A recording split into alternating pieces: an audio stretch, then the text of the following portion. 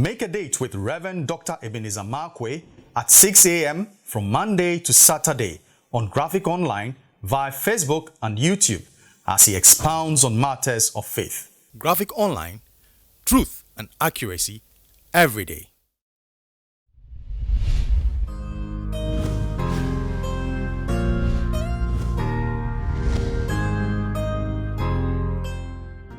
Hello, this is Reverend Dr. Ebenezer Markwei of Living Streams International, bringing you matters of faith with Graphic Online.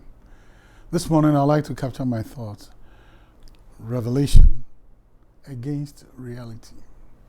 Now in Luke chapter 9, still in Luke chapter 9, there's a very powerful story over there, and the story is the story of Jesus on the Mount of Transfiguration, where the Bible says he was transfigured. The fashion of his countenance was changed, and then his raiment was also changed. And the Bible says something that was quite electric for me. I mean, Elijah and Moses came to visit him, and the Bible says they came to tell him about his disease, about his death, about what he was about to go through, and the fact that, look here, Jesus, you're going to transit, you're going to leave this earth, you're going to go painfully, you're going to have a painful death. You're going to have a moment when your father is going to seem like your father has forsaken you. There's going to come a time where you're going to pray where you're not going to get results that you wanted, unless you say, not my will, but your will be done. That was what they came to tell him. And the Bible says they brought to him pictures of what was going to happen to him. And they began to explain. They told him everything. That was the revelation. That was the glorious moment. That was the illumination.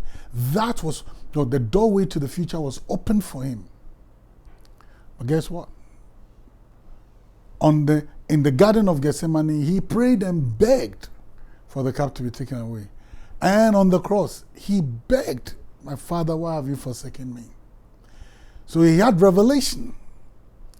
But the revelation didn't change the reality of the pain. So even though he was told, now when he started going through, it's a different story altogether. So sometimes you may know. But when the reality sets in, oh boy, it will shake your faith. It will shake your confidence. It is going to tear you inside out. It's going to turn you inside out. Sometimes you would know. I remember a couple of years ago, I had revelations of my father passing.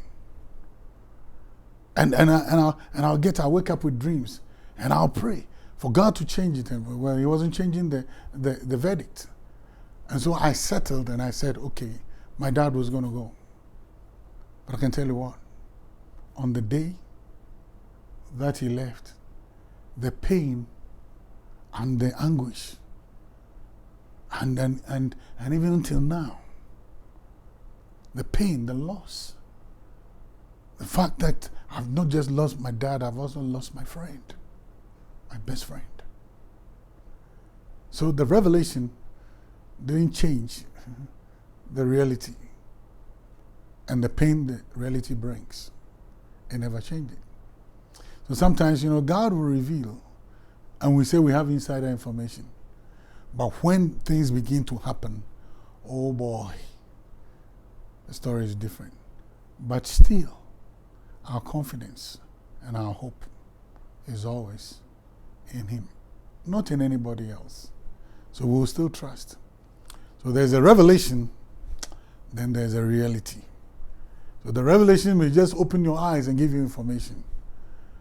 But the reality, the flesh will speak. The flesh will cringe. The flesh will cringe out in pain. The flesh will say, wow. By all means.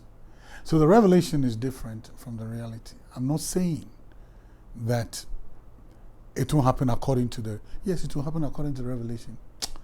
But the pain that reality brings is not going to be taken away by the revelation.